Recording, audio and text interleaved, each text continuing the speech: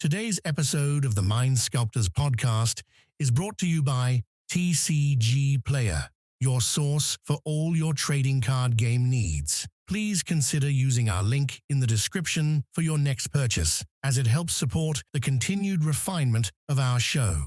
This episode is also made possible through the gracious support of our Patreon members. If you wish to join this esteemed group, simply visit patreon.com/The Mind Sculptors and become part of the SCULPTY family today. And of course, if you prefer a simpler gesture, we invite you to subscribe, leave a like and comment on YouTube, or leave a review on Spotify or Apple Podcasts as a most fitting offering to the ever-watchful algorithm Jesus.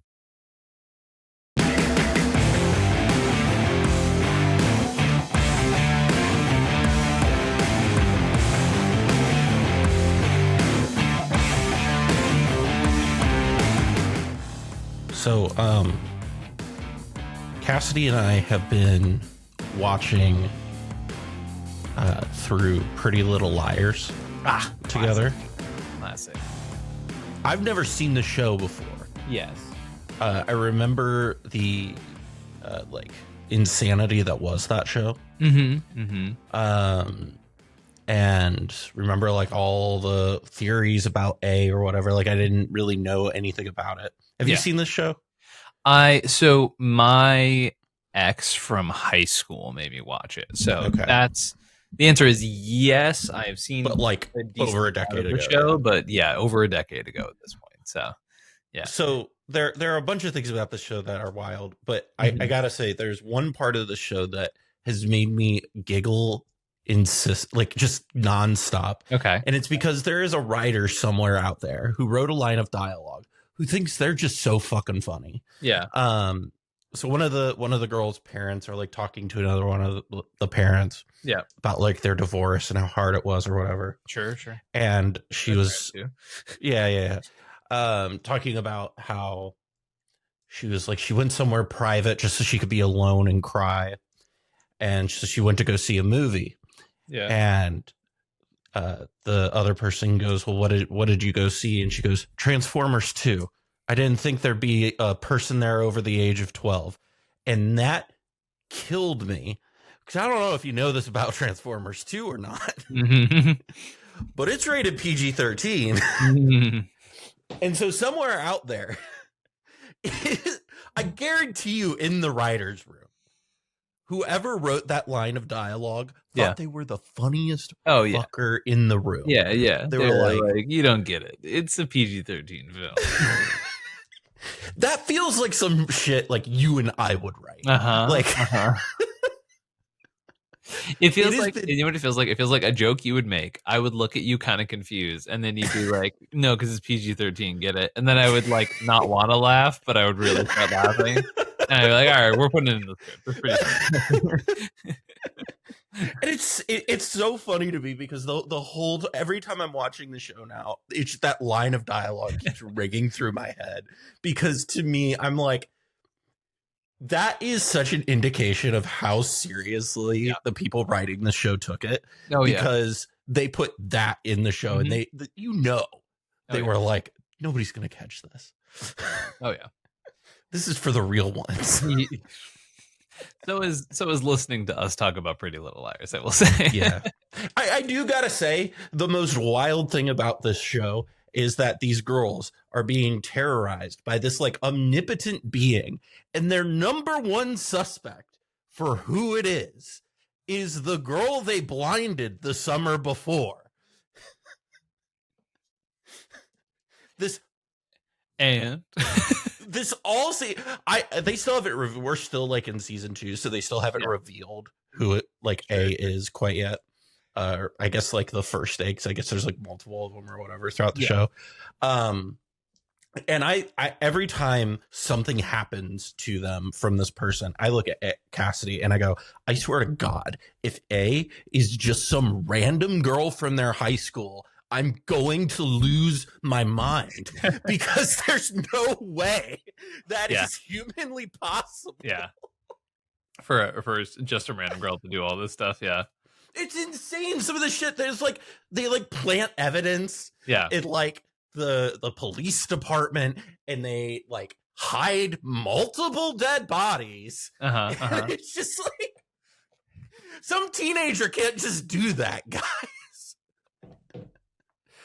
Oh man, it's I love this like early 2000s or 2010 period where they're like, no, you don't understand. It's got to be a female forward teen drama in which there is a mystery in the end. It's like between this show and Gossip Girl, like there's always that level of this like, Gossip Girl. I feel like to some extent, the Secret Life of American Teenagers was that way too. Shout out to Ken. Like that. Those shows I feel like really like personify that time in like young adult television. Oh yeah. Like I just funny. There's a YouTuber that Lua really likes that does like video essay breakdowns, and one of her more recent videos was breaking down The Secret Life of the American Teenager. And so like the rest of the night was us just like spam texting Ken being like, It isn't up there now, but the original thumbnail also had a picture of him with little devil horns because she hates him so much too, which was really, really solid. That's so funny. His character is kind of a dick in that show. Oh, for sure. Like, well, the best part was it also ended with her being like, also, no shade to the actor who plays him. He seems like a really nice guy, and I'm pretty sure he goes and makes magic full time now. And then like did a little picture of his like Twitter profile picture too, which is so funny. So funny. That's incredible. You ever just think about like how we're just like a few steps removed from like reasonably large celebrities because of that? Like that is bizarre to me. Yeah. And it's because of cEDH, which is what we're here to talk about today, which by the way, I don't know if you noticed this from our thumbnail, we are kind of talking about Ken today, just like a little. We are. Because we are talking about what deck you are going to be wanting to play. Well, welcome everybody to the Mind Sculptors. I don't need to welcome you to the show. I'm Cal. I'm Ian. So you did a video, what was it? I think it was like 2 weeks ago now at this point. Yeah. On your channel promoting Ken and the Light Club. Thank you. Yeah. I followed them. They followed me, and I couldn't remember the name. My brain was too focused on figuring out who A was. And they are going to be doing, if I'm correct, in Colorado, a only Flubs tournament event this weekend, which you will be going to. And that is a cEDH tournament where you can only play Flubs as your commander. Yep. No, it is that there is one rule in this tournament. It is you may only Flubs. I am very excited for it, especially because the vibes are going to be immaculate, right? Like that is the main appeal of this event is it is a vibes based event. But the problem is, and this is where that really gets my goat. I know for a fact many of my peers are also going to be there who compete, and so this is where I have two sort of beasts, two wolves. There are two wolves within you. Yeah. And so there's one that's like, you know, it's kind of like, which side of my friends am I more aligned with, right? Am I which side of the island are you voting with? Which side of the island exactly?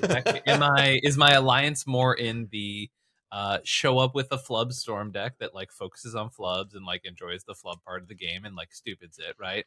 Or am I going in with the same type of plan that I know for a fact Freedom Waffle and Wounded are going to show up with, and then just play like the most hateful abomination, the most sweaty version of it, just the crunchiest little Flubs deck of all time, right? And I don't know that I have it in me to show up to this event with a Flubs deck that doesn't care about Flubs, right? Which is something we'll talk about with some of these decks, right? So this is what to go on our Survivor analogy a little bit. Yeah. This is where we need to figure out what your Survivor archetype is in this like scenario, right? Because like, which Survivor player do you feel like you identify with the most in this situation? Throw me up some nuggets. Who we trying to man with? So there's always the classics, you know. There's the Boston Robs.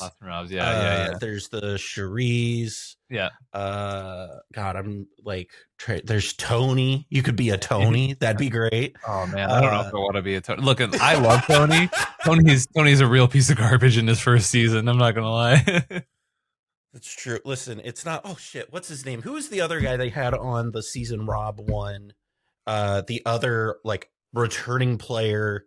He never played. It was Redemption Island was the season. Yeah, I don't think it was Rob and the other guy. I don't remember the other guy. You don't. That's the guy you don't want to be. No, this is like, I feel like I'm deciding between like, am I a Boston Rob or am I a Carolyn? You know what I mean? Like that. Danielle. We've eliminated so much of our audience at this point. Really that's have. Okay, but that's great because that means the people we really want to be making the real content ones, for are still here. No, so I think going into this, it's interesting because you sent me some lists. Yes.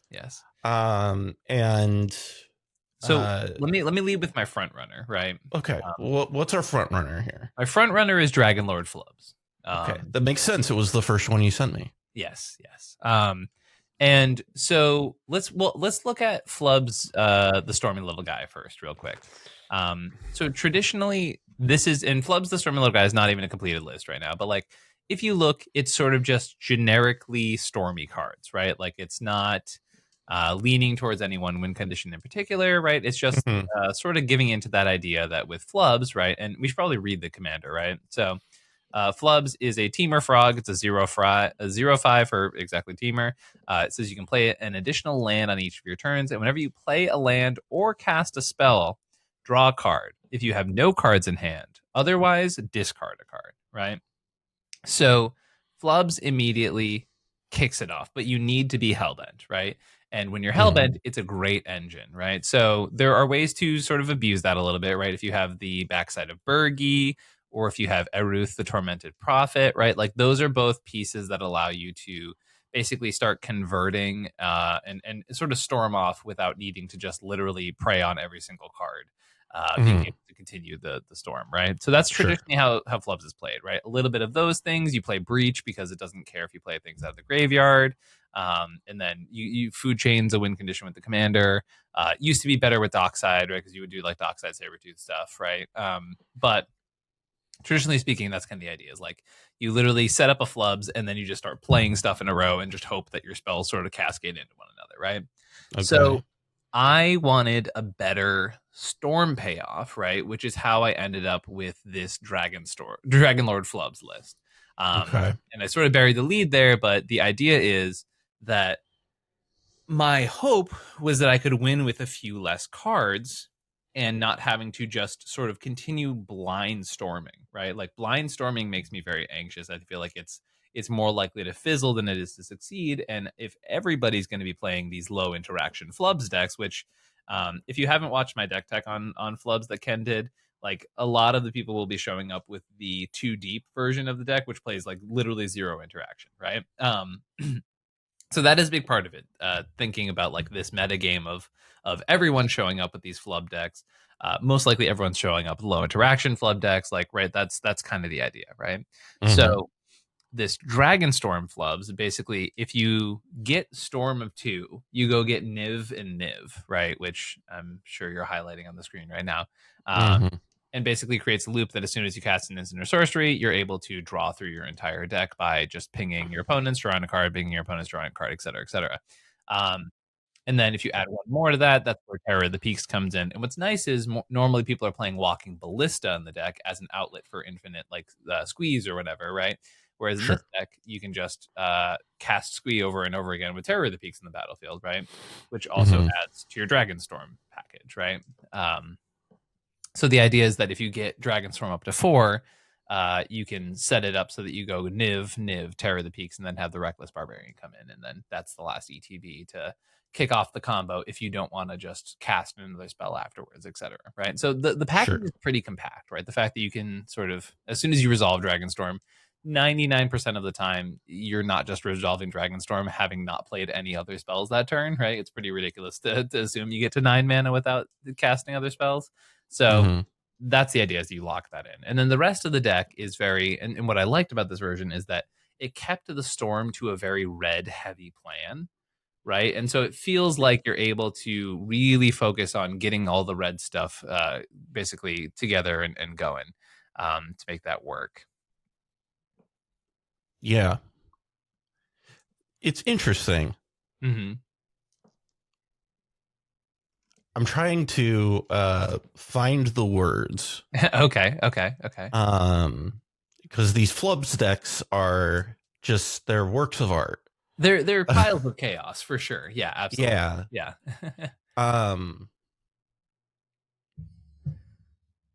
Yeah. So we're dragon storming into the Niv Mizzets. Yes. You also have Terror of the Peaks, Reckless Barbarian. Yeah. To grab those things too. Okay. Yeah. And that's because, as I mentioned, like when you have Niv and Niv, you have basically a lock that like any instant or sorcery causes the table to die, right? But you want to be able to set it up in a way in which you can then have it immediately convert, right? Which is then where Terror and the Barbarian come in, right? Okay. Sure. Because you can have the Terror of the Peaks come in first, right? But it won't kick off the combo. Because you need to have both Nivs there to get the combo kicked off, right? And Terror of the Peaks only sees other dragons come in, right? Is the problem. Okay.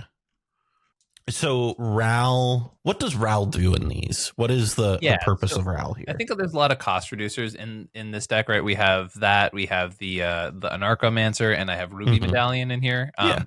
First of all, like when you're going up to a 9-mana instant or sorcery spell, right? Like it is not always the easiest to just have your Storm naturally cascade into that, right? So there's a lot of hands in this deck that set up an enabler like Ral as easy as turn 1.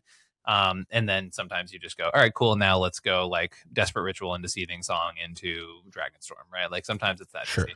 And then other times it's also just Ral is your backup. It's your Mind's Desire that you can cast with red mana, right? Because as soon as you hit 6 spells during the course of your turn, you get to flip Ral. If you hopefully you're hitting at least 1 or 2 heads over the course of those flips. You hit your heads, you flip it over, you ultimate it right away, and then you're able to go and off to the races you go. You know, I don't remember what the backside does. Yeah, good, important part of that card, huh? That's where I was like, okay, excellent. Ral enters with additional loyalty counters on him for each instant or sorcery spell. Oh. Yes. I did not realize that's what the backside did. That's really good. Yeah. And then you exile the top 8 and cast instant and sorceries for free. Yeah, I like that a lot. I like that a lot. This card does run one of the biggest risks of the deck that does exist in a number of different places, which is sometimes you exile your dragons. Right. And in those circumstances, pivot to food chain is sort of the TLDR, unfortunately. My question is, how do we make this even more of a Storm deck? Like just big S Storm, right? Like get the Mind's Desires, get the Grape Shots, get Baral. Get the, do all, like, go all in on it. Because I think, like, if you're going to do the Storm thing with the Dragon Storm, just full send it, right? Like, that's the idea behind this tournament anyway. And so I think, like, you have a, great opportunity here to just, like, throw a Mind's Desire in, right? Like, it doesn't need to just be Ral. Like, you can play the Barals, you can play, like, every, reducer you can play is incredible, right? Like right. Yeah. So I think there's a world where like potentially, cutting some of the medium packages like the Intuition for Past in Flames type stuff, right? But the problem is like this does feel like modern Ruby Storm a little bit, where like red is so important to what you're doing. So finding a way to, like, don't get me wrong, every card you just mentioned is an absolute A tier banger, right? It's just a matter of like, how do we consistently get there while also fitting all of those cards into the 99 of this deck? Makes sense. Is Gaia's Cradle good in this? That's a genuine question. Sometimes it's a green ancient tomb, and that's fine. Okay. You know what I mean? Like that's genuinely all I need it to be. I mean, I was just looking at the like lands after I saw the crop rotation, and I was like, are we crop rotting for E-Zone basically? Yeah, Crop Rot for E-Zone is in the deck specifically because in this format, Mystic Remore and Rhystic Study are like stupid broken. Because you just let your opponents do the flub thing. And if for some reason one opponent is, for example, opponent 1, who's the turn right after you, goes off into your Rhystic Study and they give you just fucking everything, right? Mm-hmm. It's really nice to be able to go, well, before opponent 2 gets to untap and then they send with flubs for a bunch of stuff. Like, maybe let me see if I can put a win attempt on the stack over the top of theirs, Yeah, that makes sense. Mm-hmm. I also, you're going to hate this. I don't think, like, if you're doing the storm thing and you're doing the breach, I low-key don't think playing, like, I think playing a Thoracle is totally reasonable. I don't think you need it though, right? You might not, but I think, like, I this is kind of goes back to like a thing I've said for a long time is I think like the a lot of these breach decks could, use having a just a solid, this just says I win the game in them, because even a lot of breach decks in other formats will just play Thoracle because it's like worth playing, right? Sure. And I think like having that, especially when you're in a format that like getting around a one ring is going to be kind of annoying. You know what I mean? Yeah. Just having that, okay, I can just breach for Thoracle and then just win is like solid. Yeah, if I wasn't on Time Twister, I feel like I would maybe be more scared of just like the one ring problem, right? But being able to just like Twister back the library and stuff like that is really nice. Because you can always just like Narset Twister your opponent, right? And yes, they might have flubs, but you also can play like, you can just play Niv and like ping down their entire board state too, right? Sure. So yeah, I mean, yeah, I hear you. Just the thought. I think that having this is a thing that I have seen a lot, especially in tournaments that I've played in, where people just don't have like hard win conditions. In breach decks, and it will lose them games because they don't have ways to just say I win. And I think to some degree that is what makes stuff like Rogsai so potent, is because it does all the normal breach stuff and also has the hard I just win. And I think that's like one of the things to keep in mind with some of those things is kind of what I will always go back to is I think even if you don't have black, if you're a breach deck and you're doing the brain threes thing, I think it's totally fine and justifiable to play a Thoracle. Sure.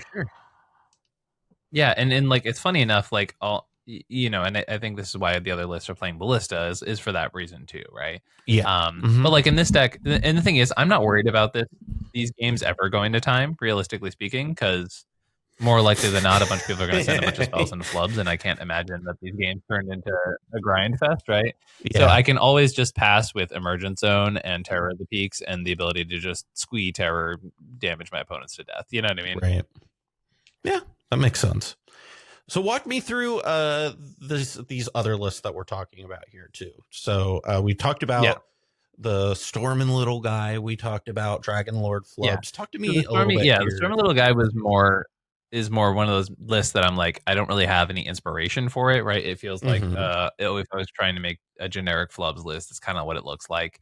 And in particular with that list, it's worth noting that like that is almost like an example list for the audience to be like, okay, yeah, this is kind of what a Flubs list looks like, I guess. Okay, anyways.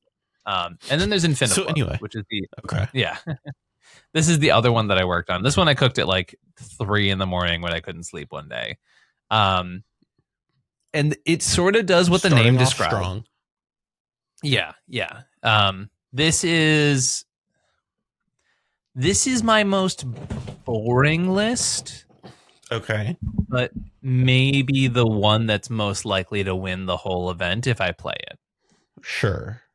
And so this list doesn't really care about flubs, which is the part that I think is kind of the major bummer for me, The only combo it looks just kind of like Secret Commander Kinnan to me. It's kind of like Secret Commander Kinnan, yeah. Okay. The only combo in the deck that cares about flubs is the Flood Collar combo, because you can then Flood Collar into flubs and then rummage through your whole deck and do the breach thing, right? It's honestly pretty cute. which is pretty cute. The rest of the deck is like, Isochron Scepter Dramatic Reversal, Kitsa Dramatic Reversal, Kin and Basalt Monolith. Are those counter spells? Is that Swan Song? Yeah. And like, this is the thing is like, yeah, I'm playing like Thrasios in the 99 to have infinite colorless outlets, right? Like it's it's goldfishes pretty well. It's incredibly boring. Like, this is the part that I'm like kind of like, I feel like if I showed up with this list, it would do well, but I would feel bad about it. You know what I mean? So like, here's the thing, right? Yeah. Like it's a vibes forward event. Yeah. So fuck playing the optimized deck. Right. That's Like, kind of what I'm there. Like, I'm not going to go to the Flubs deck to be the sweat, you know? And even though I know there are people there who are going to be playing, you know, stacks pieces and stuff like that. Like, don't get me wrong. I'm probably still going to play Narset because I think it's a very funny anti-Flubs card. yes. Like that. I be playing that 100%, right? Like that one's pretty funny to me. Vexing Bauble, I think, is another really funny one. I'm going to be playing Ristic and Mystic no matter which version I'm playing, right? But hilariously, if you really want the best anti-Flubs tech, is you should play Strix Serenade. Wait, why? Because you can counter somebody's Flubs. Oh, sure. Well, there's one of my favorite anti-Flubs tech pieces is in the sideboard of this one, I believe. If you go down, and I believe it's in here. Is it Echoing Truth? I believe is the name of the card, right? Yeah, it's right there.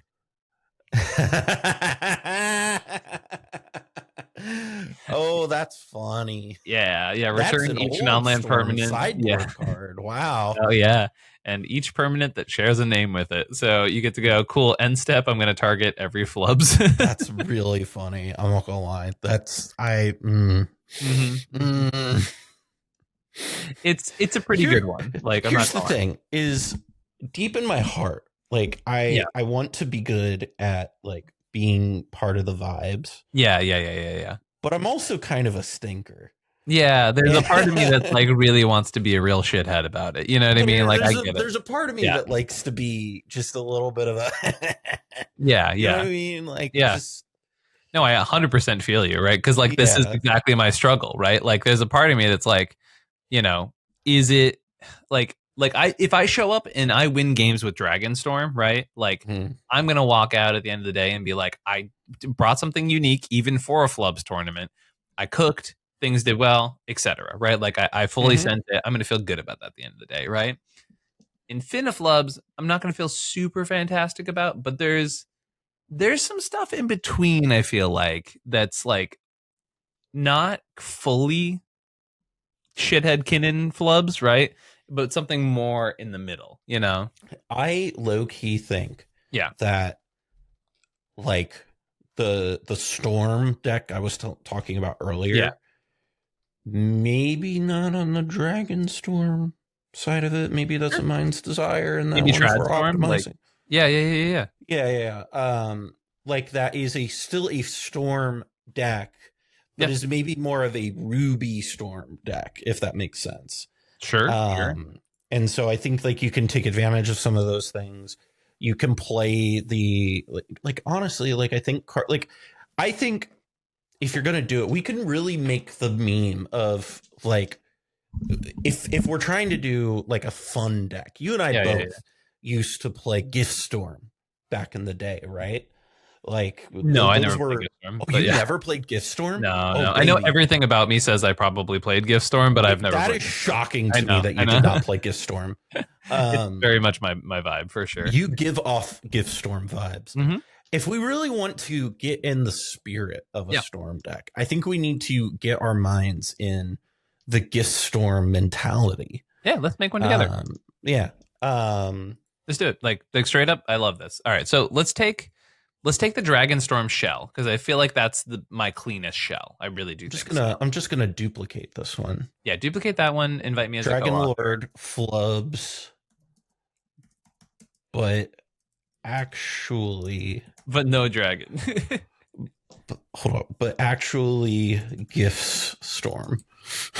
Good, nice, good. I love it. Okay.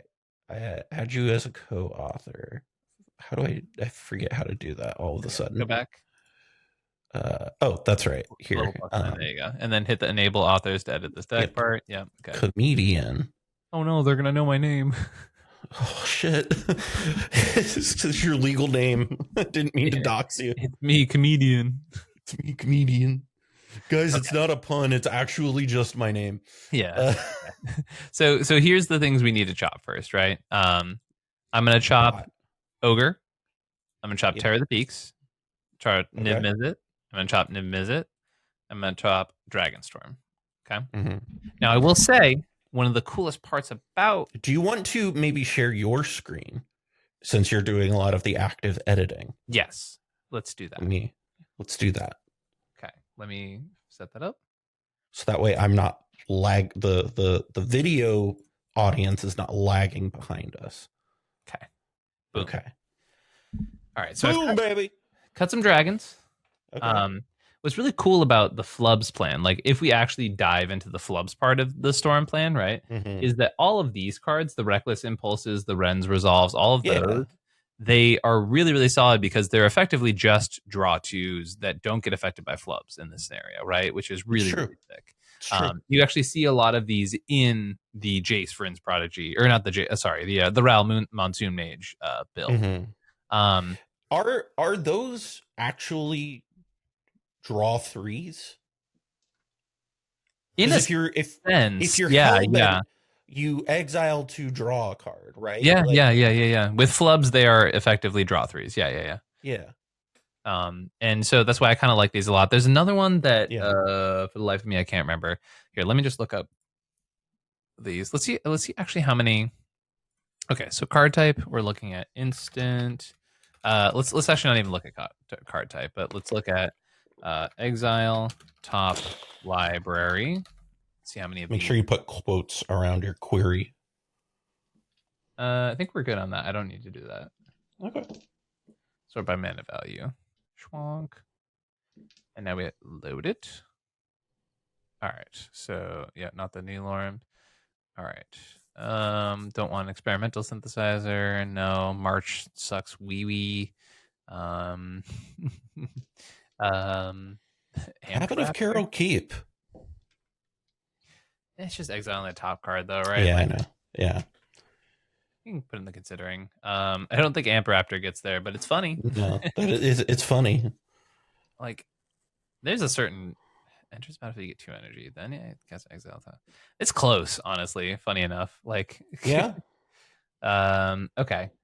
Then Blazer Shrenta is just a cantrip, but we want ones that are netting us cards, right? Like we want to be going up cards.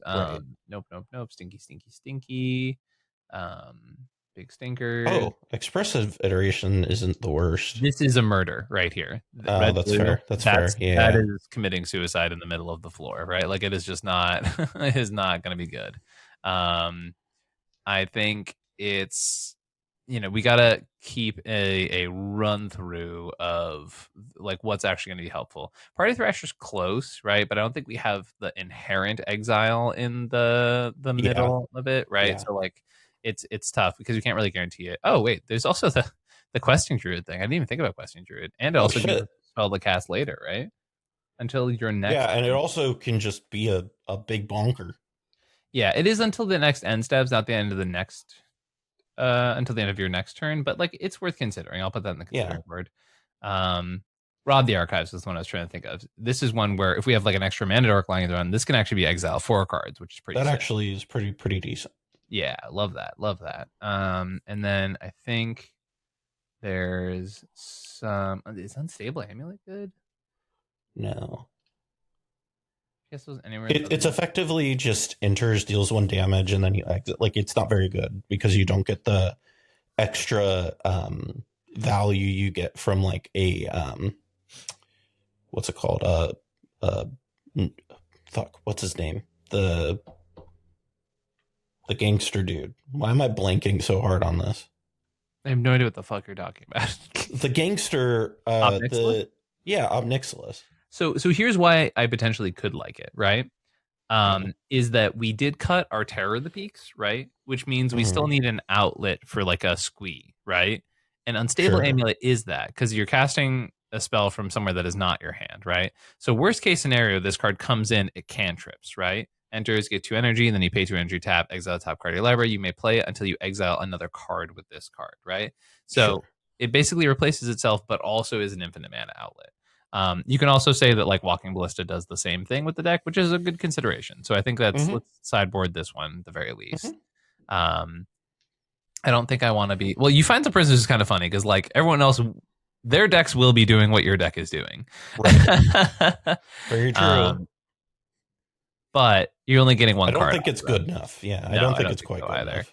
I feel like once again we're looking for multiple exiles. There's this one, exile top 3, which is not bad, but it's 3 mana, so that can be a sideboarder. I know there's one with retrace that will come up in a minute here, which is going to be pretty sick in the 3 mana slot. I'm going to try to avoid as many 3s as possible, right?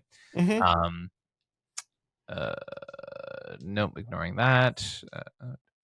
There's the Embrace the Unknown one, which is the one I was talking about that has exile top 2 retrace, right? Which is pretty sick. Until the end of your next turn. Yeah, this one is pretty sweet because, as I said, like if you really fizzle and like you start flooding out, you can just start ripping those turn after turn, right? And I think the best card in these decks is a Ruth, right? But like pretty for those who haven't seen that, it's just if you would draw a card, exile top 2 of your library instead. So replaces Flubs with 2 exiles, right? And so any card draw from that point gets insane. You throw out a Wheel of Fortune, you're drawing 14 cards, right? Like it's pretty nuts. Only reason I'm not sure on Embrace the Unknown, TBH, is because I don't know if I have a copy of it. I think I do somewhere, but I'm not 100% sure, and I'm not 100% relying in the ability for me to get it. This one's interesting. I see a lot of people messing around with this one in the RAL deck. But it says, if any of these cards remain exiled, put them into your graveyard. So it says, you may play those cards at the beginning of your next end step if any of them remain exiled. You make a bunch of Eldrazi boys. But, like, I don't want to pass the turn. It's kind of the thing. I think that makes sense. Huh? I think that makes sense. I said, I think that makes sense. Cool. Sorry, my cat's also being a terrorist right now. She would never. Jin, actually. And I don't think we're gonna have spectacle online for Light of the Stage. That doesn't feel like one that you're gonna. Well, it's funny. I was looking at goldfishing the other day, and I was looking at Ragavan, and I'm like, this is actually a really unreliable card in the deck because everyone's gonna have an 05. You know what I mean? Yeah. So, like, I actually don't know if I can even justify it, right? Hilariously, Chandra Fire Artisan isn't the worst. I can't. It just with 1 exile a turn? It also like can be an outlet because you can flicker it, exile, uptick. It deals. How much? I guess it's not removing it. Yeah. There are other Chandras that are probably more effective, but Torch of Defiance is like fine. Yeah. I can't imagine any of these other cards are really worth it. With Ignite the Future, decent though. Exile top 3, and so then next turn you may play this card. Yeah, okay, that one's it's cute, but I think we're past the point where we're reading cards that we're actually going to use. Yeah. Okay, so I definitely want to leave the Narset in. I think it's very funny. I'm almost tempted to cut Ragavan for the very reason that we mentioned. You know, I think that is super valid. Yeah. Okay. Cool. So Ragavan gets the ice. So here's where we come up with some of the really funny, interesting dynamics of this deck, right? Cards like Gitaxian Probe and Manamorphose are really bad with Flubs, but they're so good on the rest of your Storm plan. You know what I mean? So I'm like, where does it, like, is that a line that we should consider? Like, I don't know, you know? Potentially. I think you keep them regardless because, like, you want to be able to not have to rely solely on your commander if things like there are instances where you will need to have some cards in your hand in order to do things. Right. And then Ruby Medallion gets worse if we're diversifying our colors a little bit, right? I wonder if also, like, I was thinking about it. I was like, is the One Ring too slow for this format? Maybe.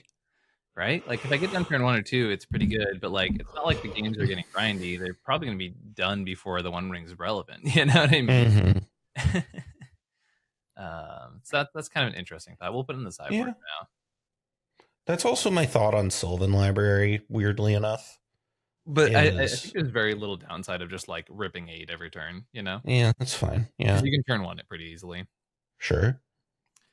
And then that's one of your, maybe I don't need a Flubs plan, you know? Yeah, that makes sense.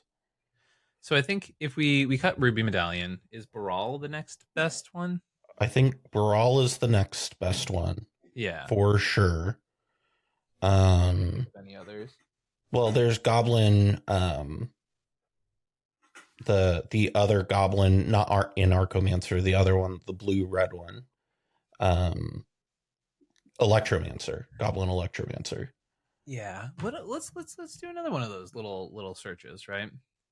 Okay, not looking great. We got Baral, like we talked about. Yep. Baral is good. Let's just put Baral in, and then if we find a better one, we'll kill Baral.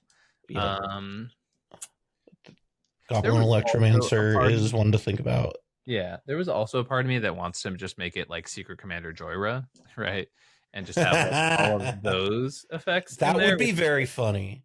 Yeah. So that if you don't have your flubs, you can go into a Joyra. That would be very funny. Yeah, I think that could be like a very silly version of this deck. That would be pretty fun. There's Helm of Awakening, like we talked about, Electromancer, which I don't want to play the blue-red, which is why we're avoiding that specific possibility.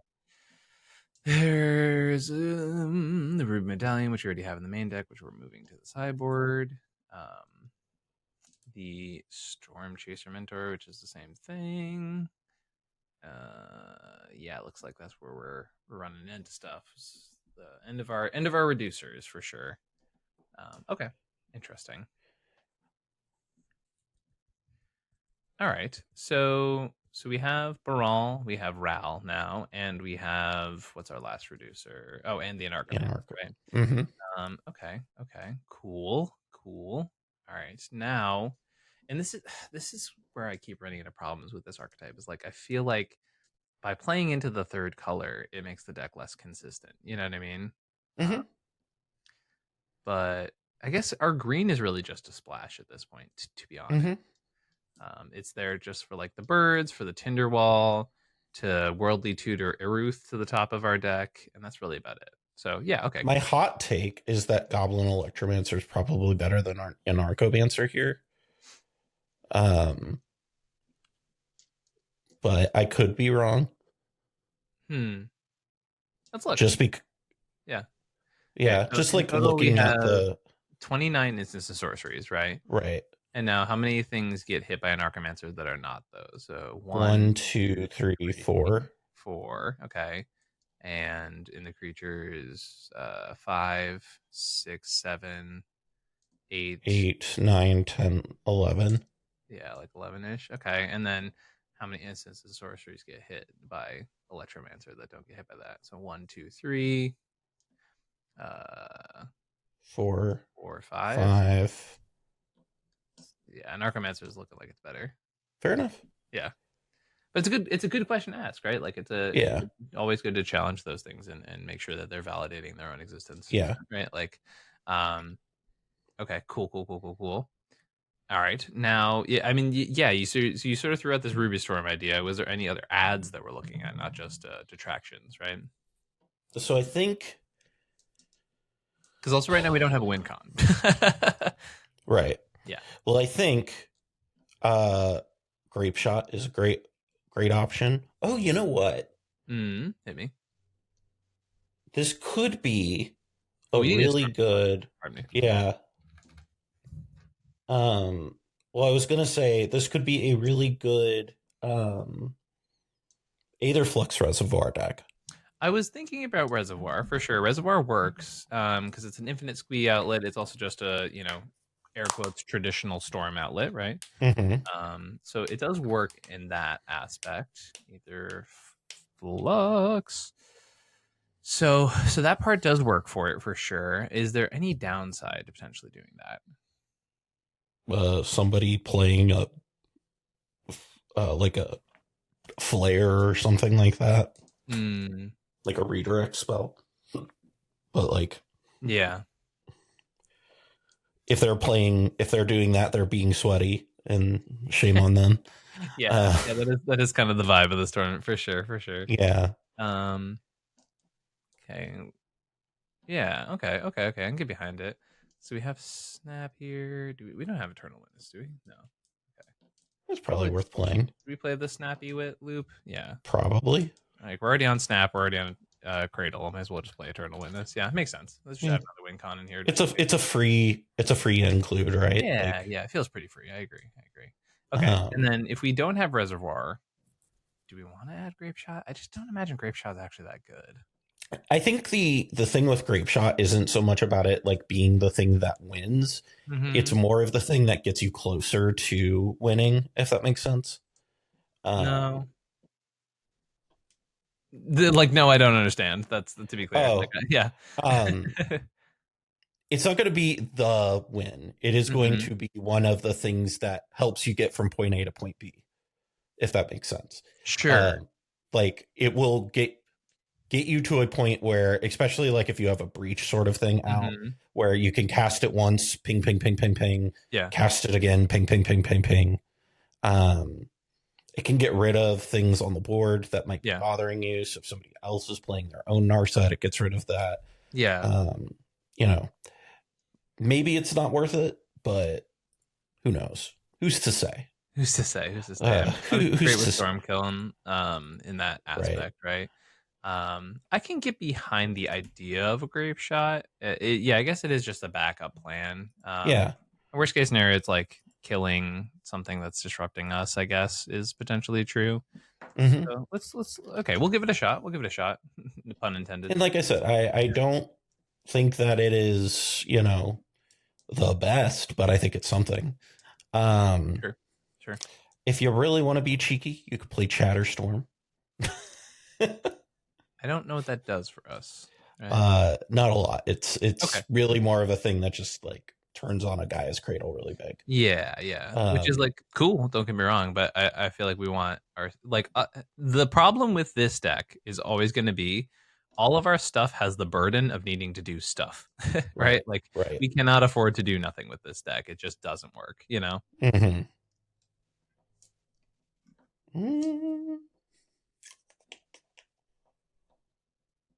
I'm looking at storm spells. Yeah. Just to see. I honestly think I like Unstable Amulet more than Grape Shot, if I'm being frank. I think that's fair. I think that makes plenty of sense. My push. And if you're doing that, then hilariously, no, never mind. Okay. It's not a win. I would like to have that stricken from the record, please. All right. Sounds good. Oh man, if we could have a Prosper in this deck. Whew. Oh. Are there any good Paradox enablers in this in these colors? Yes, many. Yeah. Okay. Let's sort that by mana value, because as much as I love Flaming Tyrannosaurus, it's not what you're looking for. Unless I did think about a Secret Commander Atali version of this deck. I'm not gonna lie. That is pretty funny. Graham O'Brien. Yeah, make a food token. There is Memory Worm, which is kind of funny. Whenever you cast a spell from anywhere that's not your hand, it deals 2 damage to target player. That player discards and then draws. And then you put a counter on the Memory Worm. So you can hurt yourself to loot or rummage, I guess, or you can just like actually use it as a win condition, which is a little silly. But on the side, where there's also the Surge of Brilliance, which is draw a card for each spell you've cast from anywhere other than your hand this turn, which is pretty sick. So one's worth considering. X damage to each opponent. Each creature they control or X is 1 plus the number of spells from anywhere. Okay, fun. Make 2/2s. Investigate. I'm not really seeing a whole lot of stuff that actually does anything, though. You know? Yeah. I'm not gonna lie. I thought you were talking about Paradoxical Outcome. Oh. That is a card that's really good with the 0-drop version of this. Yeah. That's what I thought you were talking about. Like, now And that's I a was card, like, if I was playing a modification of the 2 deep version of this deck, that's a card I would look at, you know? Which is the brewing group that made the original Turbo Fool deck, you know?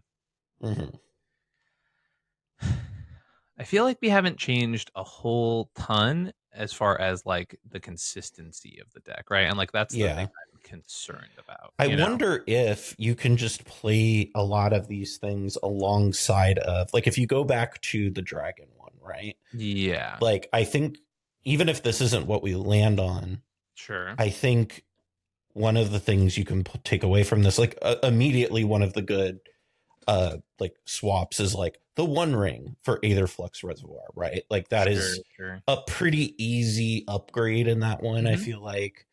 And I feel like even in that one, like it's still a Storm deck ultimately, right? Like I don't even think Mind's Desire is bad there.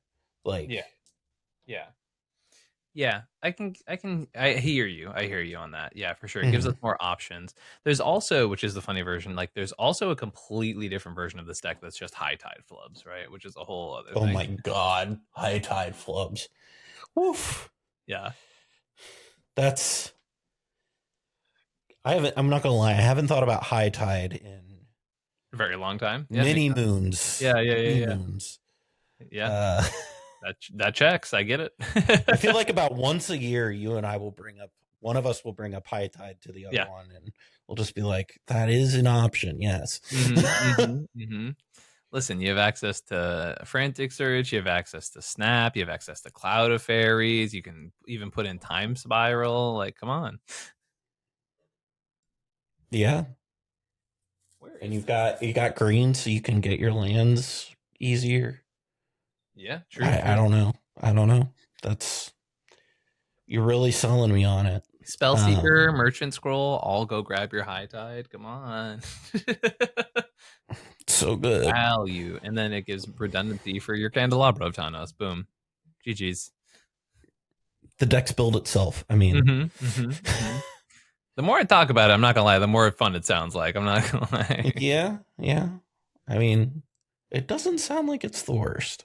Yeah. I will say the red version seems like it has more redundancy. Yes. Yeah, I mean, I'm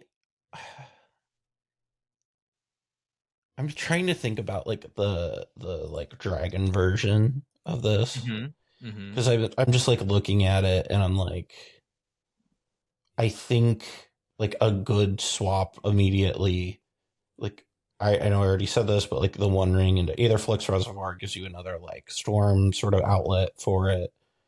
Because I think the One Ring, like we had said, is kind of mid at best. Sure. You can even like be convinced that the real thing here is like, you know, there's a couple swaps that I can get behind, right? Like just even adding like the One Ring out for Rob the Archives, right? Like that might just make more sense for this deck, right? Yeah. So let's do that. Let's add the Rob the Archives to the main deck.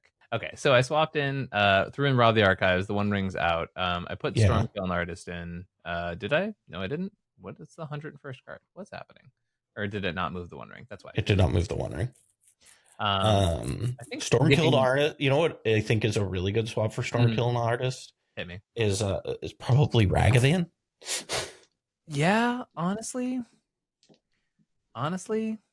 I mean, does it feel good to get rid of a 1-drop for a 4-drop? No, nope, not at all. But as I mentioned, literally everyone there is going to have a 5 toughness creature at all times.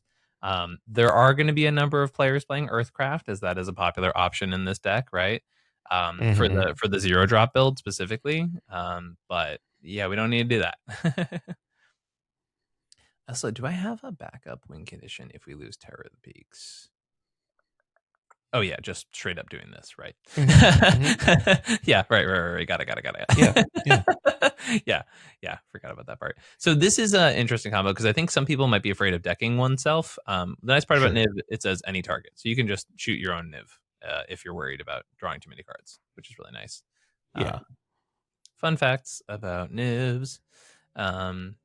Okay, this is 100 cards. Let's go back to that comparison page. Okay, so we got Mind's Desire. I do have Intuition. in the Dragonlord Flubs list because you can assemble some really nice piles with like Past in Flames or with Breach. Yeah, no, I think that's a great thing to have Okay, in there. I cool. think you would personally. I think you wanted it both versions, but yeah. I like the intuition a lot. I just don't know. Yeah, it's a little tough to like find the right spot for it. But, yeah.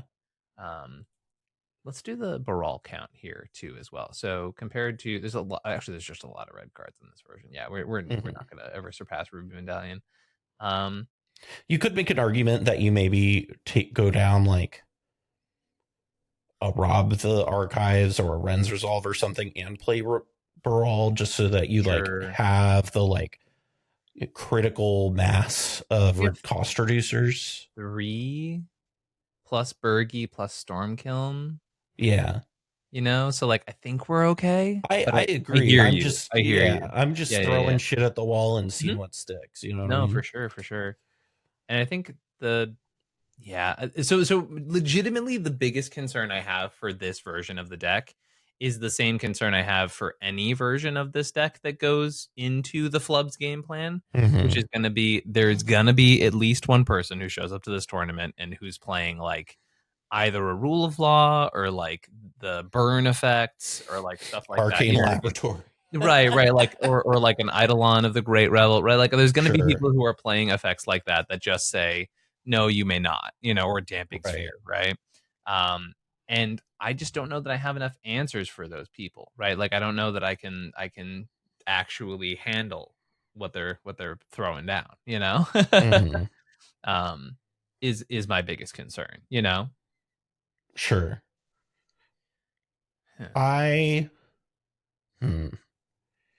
Here's the issue. This is the tough part. I don't know how worth it is to metagame for that. Sure. Compared to just like making my deck win the game. Yeah, because I think like that will be such a small. My estimation is that will be a small subsection. Gotcha. And so I think that might be like over metagaming to an extent. You know what I mean? Yeah. I hear you.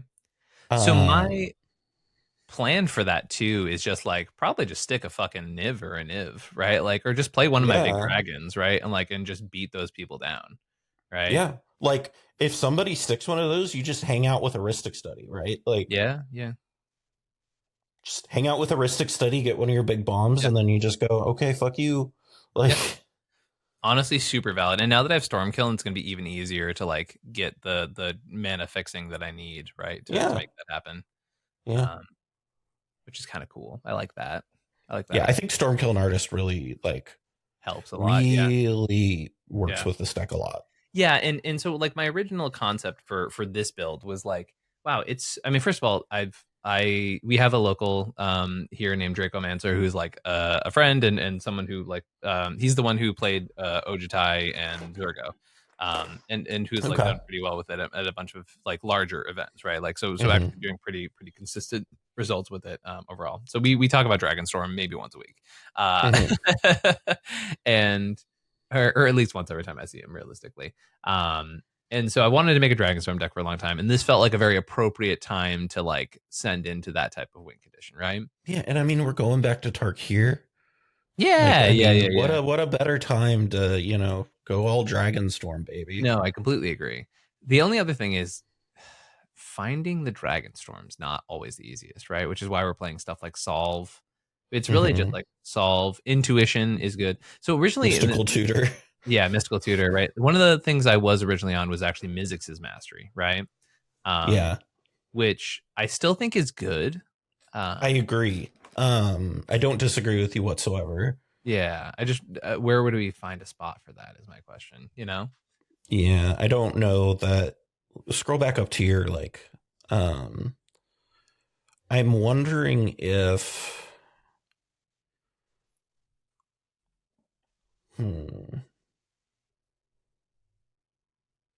But that's only also it's like just good for getting back. It is just good in that instance. Yeah, you're correct. For Dragon, I don't think you run enough bombs for it to be worth it, honestly.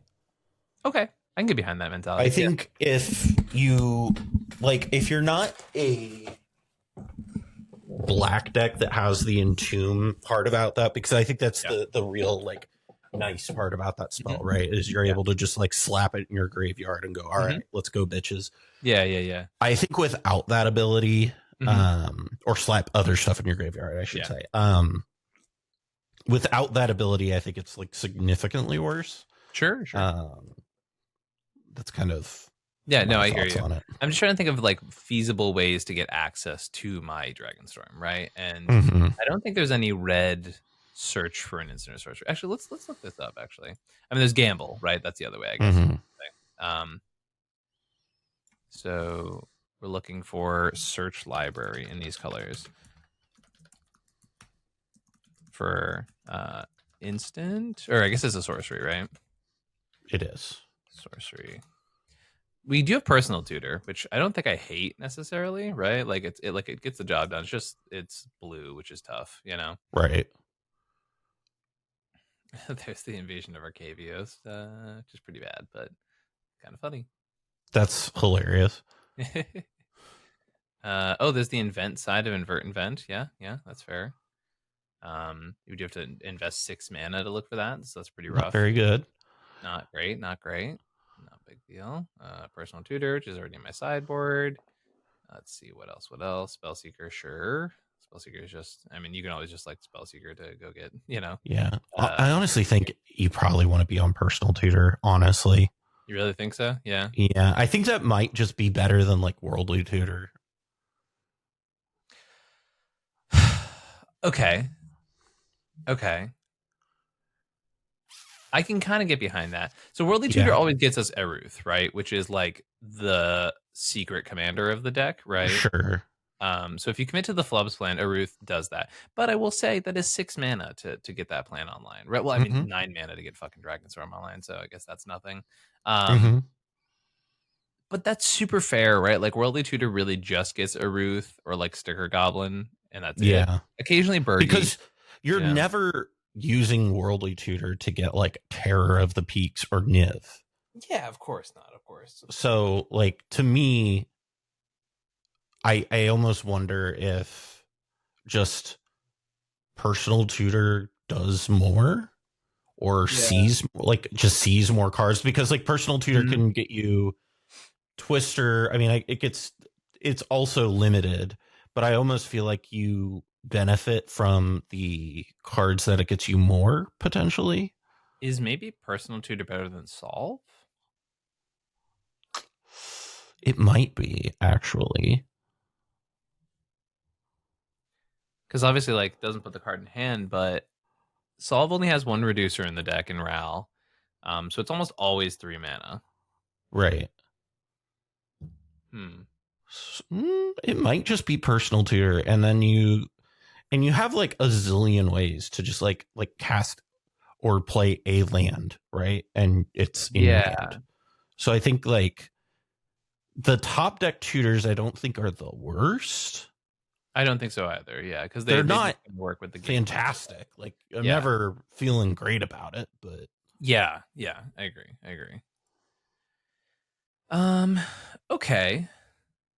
Okay. Sure.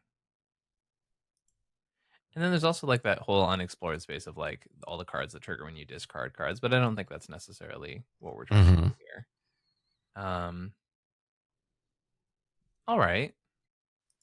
Let's do a couple hands together. See if we can see what happens. Okay, that's a turn 1 Strike It Rich, turn 2 Sylvan Library. We do have the gamble in hand for. I think the awkward part about this is that you have Dragonstorm and Niv in hand. You do have Niv in hand, which is a pain in the patoot. That's actually kind of the worst. Yeah, that is. Do you want to play Brainstorm in this?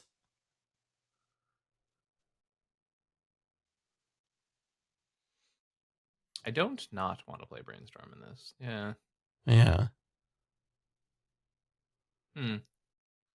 Okay, that is food to cook on. Yeah, that is something to chew on a little bit. Yeah, That's like one of my thoughts, because I kind of feel like I was leaning towards something a little bit earlier, with when I was talking about how like if Niv gets in your hand, it's like the worst.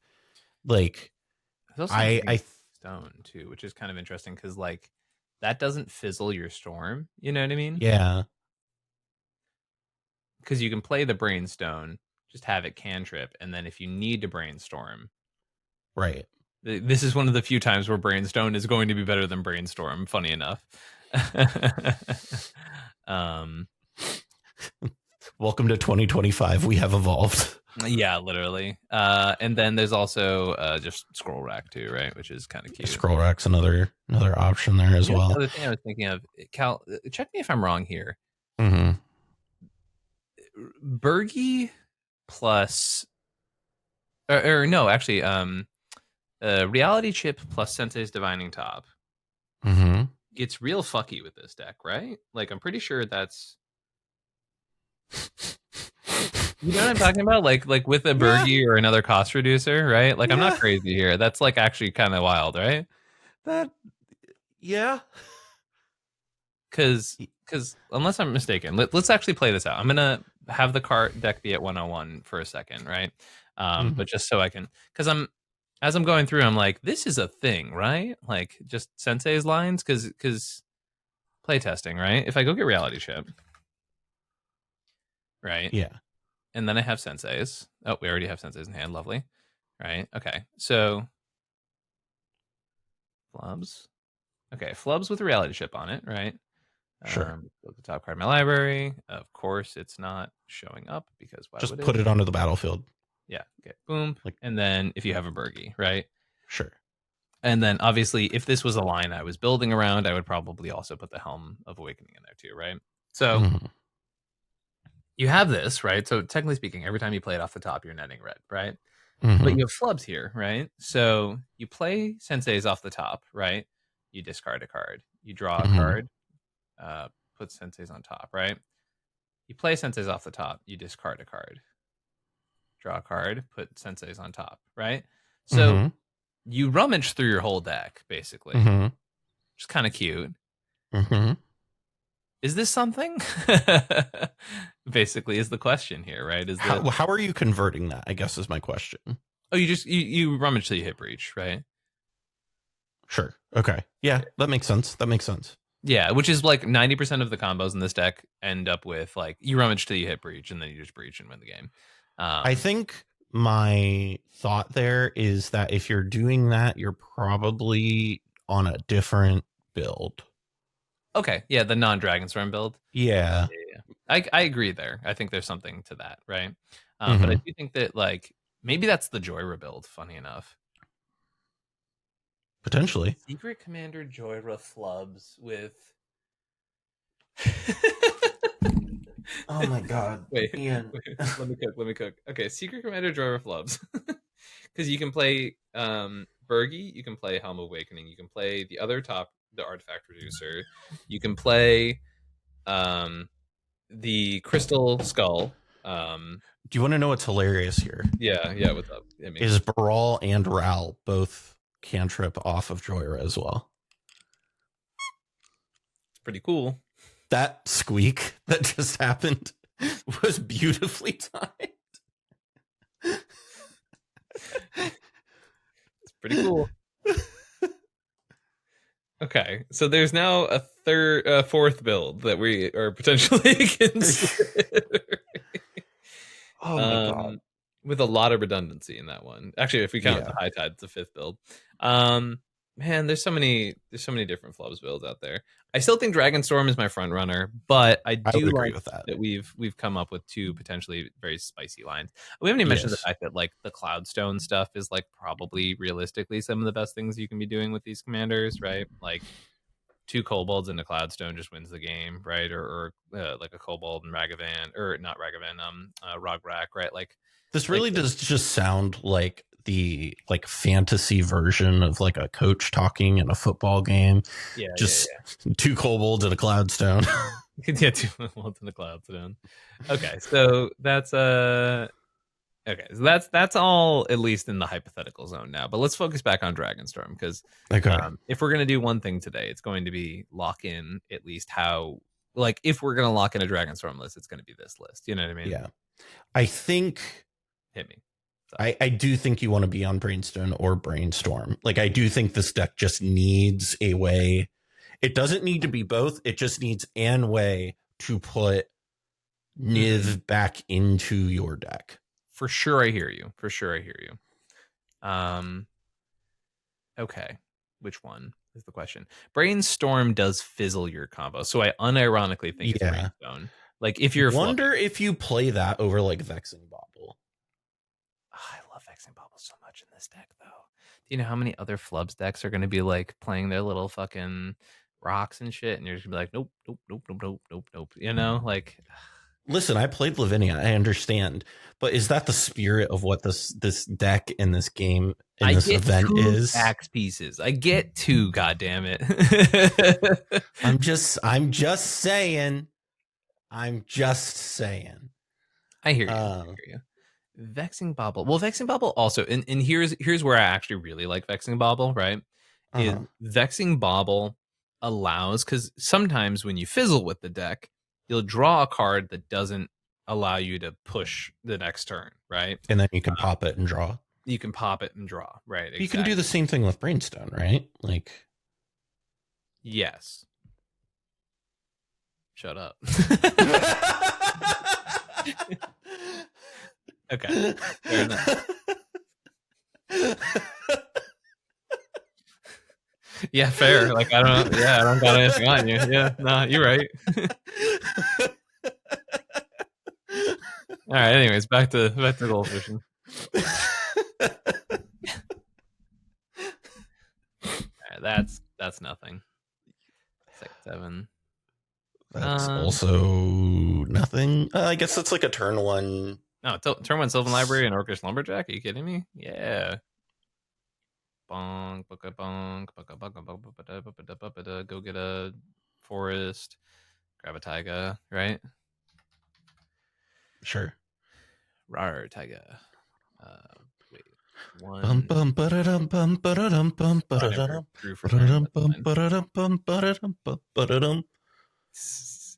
I think you're supposed to Sylvan Library, and I guess the whole point of, if you're, because this is a Turbo Flubs hand, right? So I think you're supposed to get the Lumberjack down.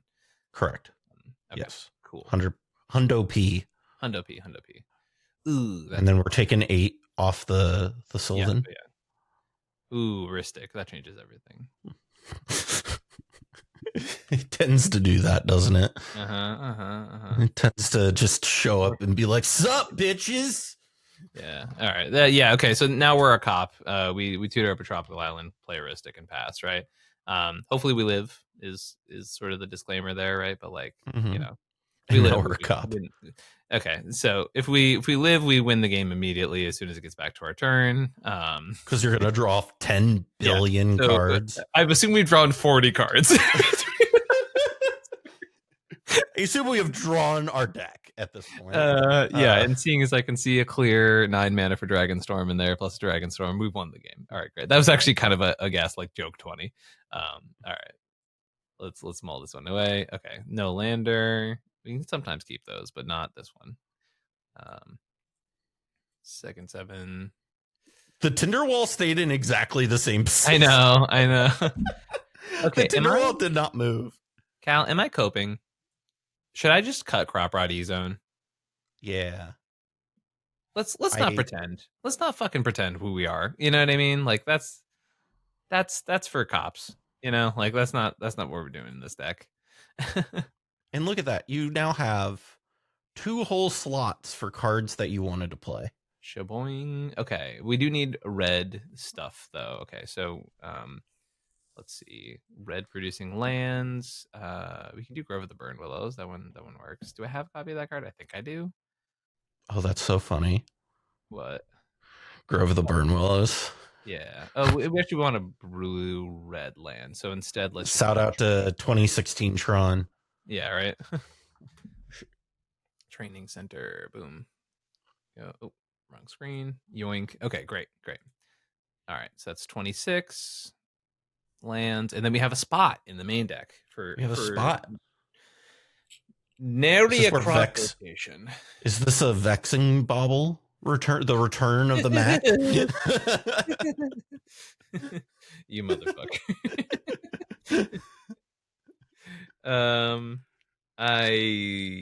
It could be. It could be that. It could also just be brainstorm. Like I think that's also super reasonable and valid. Looting too, right? Looting's also not bad.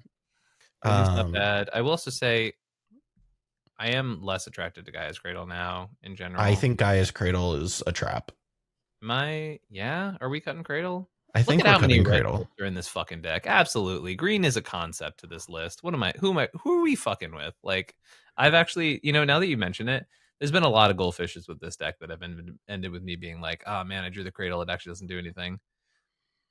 Oh, that feels so cringe. No, don't make me do it. It feels so cringe. Cradle's such a good card. Please, no. It is a good card. Listen, I agree with you. I fully agree with you. I love a good Gaia's Cradle, but I don't know that playing Fiery Islet. Yeah. Fire Islet's for fucking Patriots. What? Listen, Kyle, a lot of things are changing. If you really want to see, here's the thing. If you really want to be a little trickster, right? If you really want to channel the energy of the god Loki, right? And I know the trickster is a lot of times associated with the Fool Arcana. Okay. So this really fit in the vibe. You could play the Tabernacle at Pendrell Vale. You're a terrorist, actually. It's so weird that you've decided to come in and commit national treason in this way, in attempting to tell me to be the very thing I've sworn to.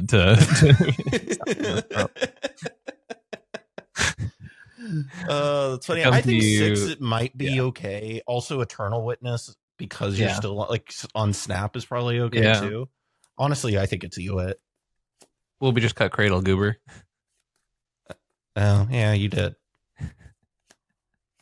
Is it just Wild Canter? It can't be that. That can't I don't know, be dog. I was just goldfishing some Yidris earlier, and like Wild Canter actually came up multiple times. But that's Yidris. Yeah. I don't know, friend. I don't really have a lot of better options. Strict Serenade. If you tell me to put a counterspell into this beautiful deck one more time. Hey, Tabernacle's not a counterspell. That's fair. Tabernacle is not a counterspell. I literally cannot argue with that. Yeah. Maybe this is where we fit in the amulet. I feel like that's probably that feels fine. Yeah. Or we fit in the retracer here, whose name is escaping me. Embrace the Unknown, I believe is the name of it. Oh, but the amulet makes a nice 17 artifacts. Ooh, that's so hot. That makes my Mox Opal go, yeah, Daddy. I know. Get him, Daddy. Let's try Embrace the Unknown. Have you just so I'm clear, have you been watching the new Daredevil series? I have not at all. I've heard it's amazing. Okay, then it's incredible. Okay. It used to be my favorite Marvel show ever, so that makes sense. It is. So far, I've liked it more than the original series. That's high praise. It is high praise. And I am rewatching the original series, and I'm like, wow, some of these storylines are like weak compared to what this new series are doing. Damn, you're hyping hard. I will say, it's very good. To be fair, for clarification, yes, I loved the original season and a half of Daredevil. Yes. The first season was a masterpiece. The first half of season 2, some of the best television of all time, in my opinion, as far as like entertaining action shows go. The second half of season 2 made me want to die a little bit on the inside. I will say that watching this season of Daredevil, it is the first like Marvel show since like they've gone like to Disney Plus. Yeah. Since WandaVision that I feel like has justified being a TV show and not a movie. Hell yeah. That's like a very good sell. If it was a movie, the story they are telling would have felt incredibly rushed. Cool. So it is so good. So anyway, But yeah, back to Storm. back to Storm. Sorry, for the people who are watching that show, you would know that I quoted the new season of Daredevil. So, ooh, this is a flub hand if I've ever seen one. Yeah, it is. Okay. So draft turn. Ooh. Good boy. Okay. Boom. Tinderwall plays Arcane Signet. Plays Birds of Paradise. Plays LED for the fuck of it. Yeah, sure. And then you pass, and then pass. God. Yep. Draw a card. Oh, don't hit a land. Cry a little on the inside. It's fine because the Mind Goblin actually fixed that. As long as you make a single mana here, you're good. Mm-hmm. So you play that into the Stormkiln Artist. There will be another Flubs at the table, so you Pyroblast it. Get a treasure. Get a treasure. Yeah. So this is only turn 2. So this is like that part's half a joke, right? But also half serious. And also you have to assume that you have 5 on the stickers, but really wait. Is this the Pyroblast? Which one is it? Is it Pyroblast or Red Blast, the one that doesn't need to target? It's this Pyroblast. Yeah. That's the one. Okay, so it doesn't even matter if there's a Flubs at the table. Oh yeah, for sure. Yeah, absolutely. Okay, so then we go into turn 3, draw a card. Okay, here's where the interesting stuff happens, right? Do you cast a Time Twister, hold priority, crack LED? I think that's just the move, yeah. Oh, but you could also just play... You can just play... Do we have enough? No, we don't have enough mana. You don't have enough mana for it. Oh, that's so close, though. That would have been so nasty. If you had played Narset last turn, you could have done it, but you didn't know you had a Time Twister, so... We also didn't have the mana to play it last turn. That's true. It's true. Okay, so I think you just Time Twister... Hold priority. Yeah, make another treasure. Hold priority. Crack the LED. I think you named 3 red pretty obviously. If we haven't shown that at this point in the deck, I don't know what else to tell dog, you named green. Okay, 1, 2, 3, 4. Shuffle it in. And then 1, 2, 3, 4, 5, 6, 7. Okay. We have 3 red floating. Yep. It's pretty not great. We haven't played our land for turn, so that's good. Play a land for turn. I think we can dump the entire hand, though, which means we can then play Flubs, which is great. So you go get Tropical Island here. I hope any of this is entertaining content. You know what? Yeah. 90 minutes of us being goobers. Yeah. You know, if they haven't left by now. Yeah, if they didn't leave after the first 10 minutes of us talking about Pretty Little Liars and Survivor in succession. Yeah, no, you're right. Okay, we played the Desperate Ritual, got there. Okay, we can play all the rocks. So I want to be able to play... We can also just discard Terror of the Peaks. That's also fine. Okay, so we go down 1 treasure. Because we want an even number of cards. I guess it doesn't matter. Yeah, we don't care. Okay, so one treasure, 1 land, 1 red floating mana. We replay Flubs. You go to play the Jeweled Amulet. Flubs trigger. You discard the Terror of the Peaks. You go to exile your Simian Spirit Guide. Make a red mana. Go to cast Mox Diamond. Mox Diamond dies to state-based action. You draw from Flubs. Boom. Okay. Are we 1? Pretty good. Are we 1 fucking short? 1, 2, 3, 4, 5, 6, 7. Oh, we're 2 short.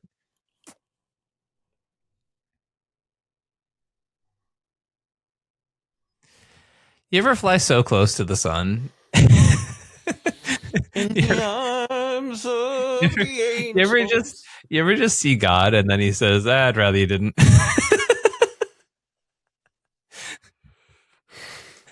Gosh darn it.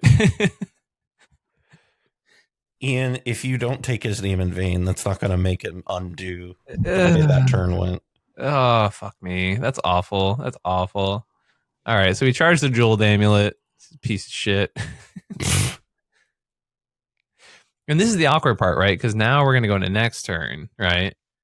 And we're not going to be able to cast the Dragonstorm because we're going to have to discard, right? This is the weird part. This is what I was talking about with some of those other cards earlier, right? Yeah. Boom, boom, boom. Okay. Untap everything. Next turn, draw cards. Chrome box. So we have 1, 2, 3, 4, 5, 6, 7, 8, 9. So I can just hard cast Dragonstorm right now. Mm-hmm.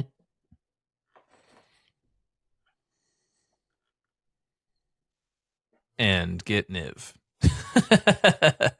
And Doesn't do. With a You Niv can Perun. do that, yeah. I think that's probably unironically the move. Probably, yeah. Yeah. Okay. Yeah. You just cast that. You discard a card. Yeah. Discard a card. Go get Niv Perun. See what happens from there. Yep. Just. We did make 1 treasure. Okay. Cool. All right. Well, that sucks that we flubbed it. We flubbed it. All right. You know, that is kind of the. It's kind of the brand. It's kind of what the deck is doing, right? Like, Yeah. It's kind of its whole thing. Is flubbing. Big flubbing. All right. So, you know, that Do we name. We've missed an opportunity to call this flubber. We did, yeah, and that's tough, and it's a really tough time. I think we've got a good so my initial thoughts for thumbnails, okay, is to do the like that cartoon people like summoning the demon with like flubs coming out of it instead, or we could do. Sorry, no, we're not just powering past that. What the fuck are you talking about? Wait, did you not see the video I told you about? Okay, hold on. We're doing this together. What is happening? Don't worry. You're gonna learn about Shibari Bot in a moment. Okay, we'll do this off air. Yeah. For the people who are online, you know what I'm talking about, and I certainly I feel for your lack of sanity, because that's where I'm at mentally.